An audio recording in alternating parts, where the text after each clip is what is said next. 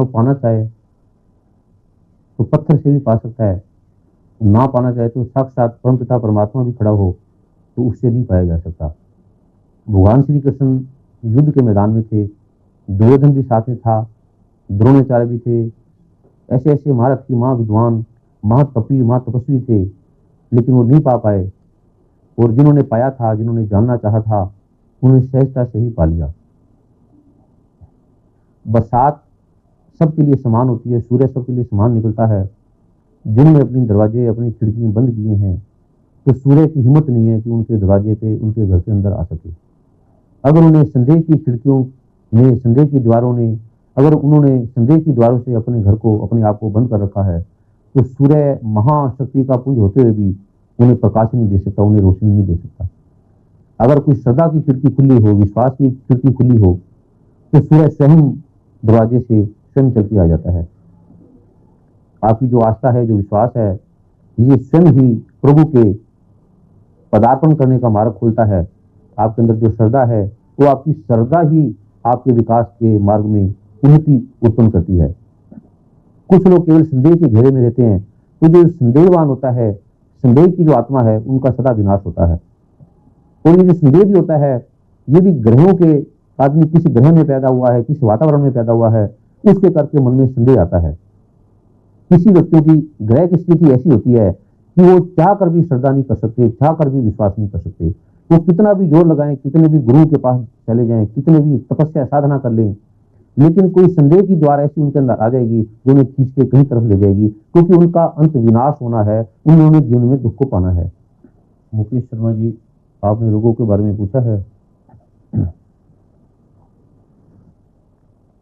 तो सबसे पहले जो आपको रोग है, आपकी नाभि से 2 इंच नीचे के हिस्से में आप अगर कभी दबाएंगे तो आपको पीड़ा का एहसास होगा।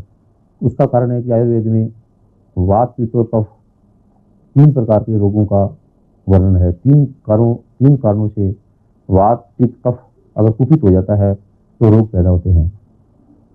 आपका जो बचपन से ही कुछ स्थिति ऐसी रही है, कुछ ऐसे ग्लैंड्स हैं जो नाभि से 2 इंच नीचे की एक प्रक्रिया है जिसे मूलबंध भी कहा जाता है, वहां पर आपके अवरोध है। उस अवरोध के करके आप कुछ भी कार्य करना चाहेंगे, आप में संकल्प शक्ति की कमी होगी, आपका भाव तो जागृत होगा, भाव में आपके अंदर एकाग्रता होगी, भक्ति में, भाव में, लेकिन अब जब आप कोई कार्य करना चाहेंगे, जब आप में किसी प्रकार की शक्ति का संचार होने लगेगा तो वो मूल बंध उसको अवरोध कर देगा।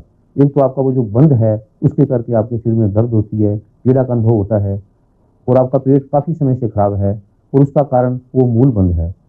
और तीसरा कारण है कि आपकी प्लीहा है वो काफी समय से बढ़ी हुई है। चौथा कारण आपकी बॉडी के अंदर विटामिन ए, डी की और कैल्शियम की काफी मात्रा में कमी है। तो जो मैं आपको औषधि बताऊंगा उससे आपके शरीर में पीड़ा भी नहीं होगी, आपके कार्य में जो बाधा है वो भी हट जाएगी, और आपके शरीर में शक्ति का संचार होगा।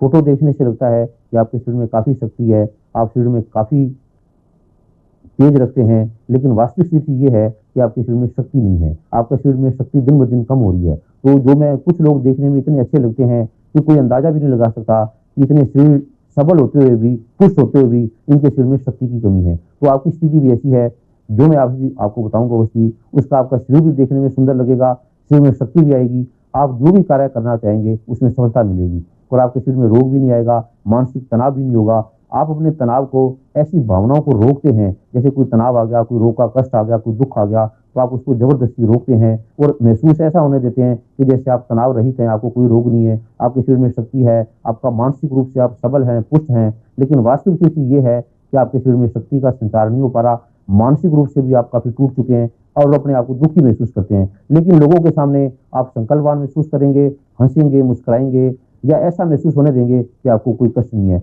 ये स्थिति आपकी और रोगों को पैदा करती है। जो व्यक्ति अपने रोगों को, अपने मानसिक तनाव को, अपने दुखों को छुपाता है, उसके रोग दिन ब दिन और बढ़ते जाते हैं। तो एक मैं औषधि दूंगा, उसके आपके ये जो विकार हैं ये भी समाप्त हो जाएंगे और आप सदा के लिए रोग मुक्त हो जाएंगे।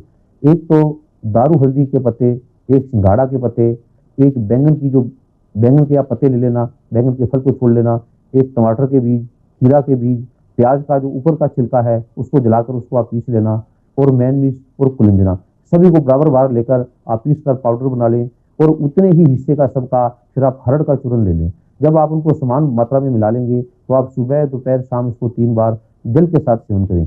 तो आप इसको देखकर हैरान हो जाएंगे कि केवल 1 माह के अंदर ही आपके रोग भी समाप्त हो गए, आपके शरीर में नई संकृति का संचार आएगा और अपने आप चेहरे को अलग-अलग बना के नहीं रखेंगे। जैसे अगर आप वास्तव में सुखी हैं, तो तब आप मुस्कुराएँगे। अगर आप दुखी हैं, तो अपने जीवन के अपने दुःख को प्रकट करेंगे। तो ये स्थिति आपके रोगों का अंत करेगी। जो व्यक्ति अपने रोगों को छुपाता है, अपने मानसिक तनाव को छुपाता है और ऊपर से हँसी का अच्छा आवरण ओढ़ता है, वो सदा संकल्पी होगा और उनके जीवन में दुखों का अंत नहीं होगा और रोगों का भी अंत नहीं होगा। ये जो स्थिति है, ये आपके मानसिक प्रावरण को और जो आध्यात्मिक लेवल को और आपके शारीरिक जो प्रकार के रोग हैं, उन्हें सबका अंत करेगी और प्रभु की कृपा से आप सदा के लिए रोग मुक्त अनुभव करेंगे। एक प्रश्न मैं आपसे करना चाहूँगा परम पूज्य कि इन दिनों में वर्षा का मौसम चल रहा है, तो वर्षा के दिनों में क्या-क्या रोग हो सकते हैं और किन-किन रोगों का उपचार हो सकता है?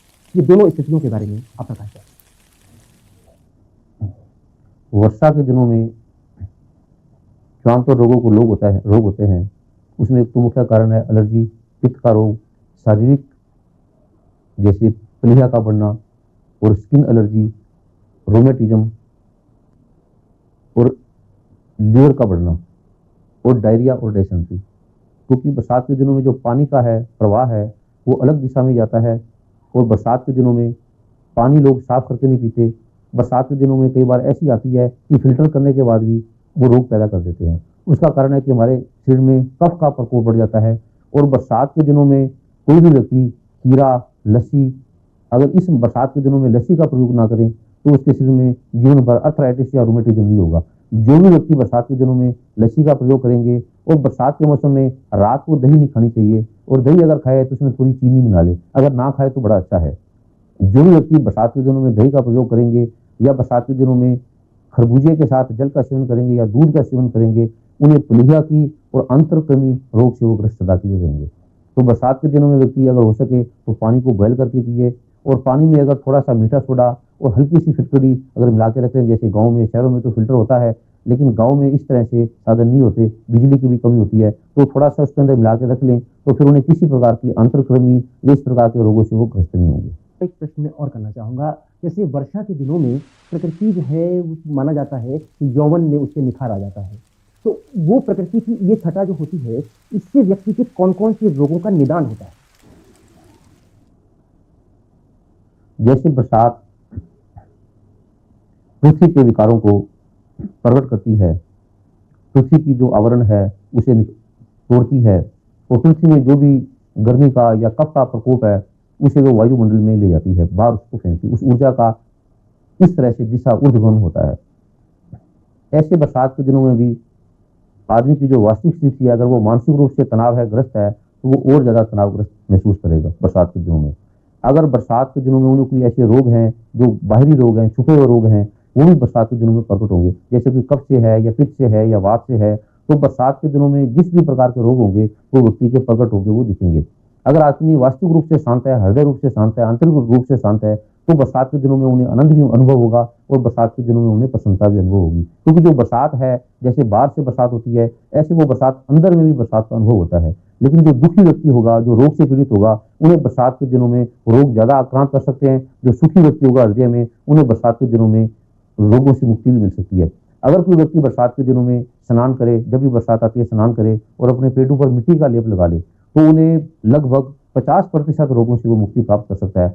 अगर कोई व्यक्ति बरसात के पानी को बोतल में समेट के संभाल के रख ले और वो किसी कार्य पे जा रहा है और उस पानी का अगर दर्शन करके जाए, तो उसके कार्य में जो विघ्न है वो नहीं होंगे। बरसात के पानी में ऐसी शक्ति है। अगर कोई व्यक्ति बरसात के जल का सेवन करके जाए, उन्हें प्रणाम करके जाए, क्योंकि बरसात का जो जल है वो साक्षात ओजोन से लेयर को लेता हुआ, अनंत दिव्य शक्तियों को लेते हुआ वो इस पृथ्वी पर रहता है। अगर पृथ्वी के गिरने से पहले कोई व्यक्ति बरसात के जल को इस तरह से समेट ले और किसी बोतल में बंद करके उसको ढक के रख ले, तो वो 1 साल तक बरसात का जल है वो दिव्य शक्तियों का प्रावरण, दिव्य शक्तियों का बोध देता है, दिव्य शक्तियों की ऊर्जा देता है। अगर कोई व्यक्ति बरसात के जल की बोतल को मंदिर में रख ले और उसे सुबह शाम पूजन करे, तो वो चमत्कार हैरान हो जाएगा, उसे कई रोगों से मुक्ति मिल जाएगी। बरसात का जल साक्षात वायुदेव, अग्निदेव, जलदेव, पृथ्वीदेव, ऐसे ऐसे देवताओं की शक्तियों को समेट के रखता है। तो बरसात के जल में कितनी शक्तियां हैं, ये व्यक्ति को इसका प्रयोग करके